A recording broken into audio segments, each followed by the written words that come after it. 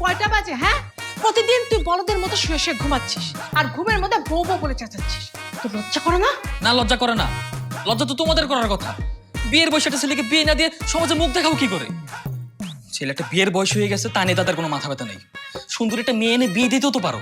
তোর মতো বাউন্ডারির ছেলের সাথে কে মেয়ে বিয়ে দিবে? হ্যাঁ, প্রতিদিন মহল্লার মধ্যে তুই টো টো করে ঘুরে বেড়াস। কতদিন বলেছি বাবার ব্যবসাতে যা, যে একটু কাজে মন লাগা। তবু তুই একটু মেয়ে পক্ষকে বলতে পারি যে আমার ছেলে একটু কাজকর্ম করে, ব্যবসা করে। তা তো করিস না। মা, আমাকে ওই ব্যবসা বাণিজ্যের কথা বলো না। বাড়িতে একটা বউ না থাকলে কি ব্যবসা বাণিজ্যে মন বসে? আগে জলদি জলদি একটা বউ আনো, তারপর আমার ব্যবসা বাণিজ্য মন বসবে। কি নির্লজ্জ একটা ছেলে পয়দা করেছি আমি। হ্যাঁ, তুই এত বড় একটা ছেলে হয়ে মা বাবার কাছে বিয়ের কথা বলিস, তোর লজ্জা করে না? না, আমার লজ্জা নাই। লজ্জা করলে কি আর কপালে বউ জুটবে? আমি অনেক ভেবে দেখছি, তোমাদের মতো বাপ মার সামনে লজ্জা করলে আমার কপালে কোনোদিনও বউ জুটবে না। তাই আগে থেকেই লজ্জার সামনে সব বাদ দিয়ে দিছি। তো রোজ রোজ আমার কানের কাছে ঘ্যানো ঘ্যানো করিস কেন? হ্যাঁ, তোর বাবাকে গিয়ে বিয়ের কথা বলতে পারিস না যে আমাকে বিয়ে করে দাও? হ্যাঁ, বলবো তো। তোমারই বলতেছি না, আর কয়েকদিন তারপর কাজ দিলে সোজা বাবার কাছে গিয়েই বলবো বাবা বিয়ে করাই দাও। চুপ কর নির্লজ্জ, চুপ কর।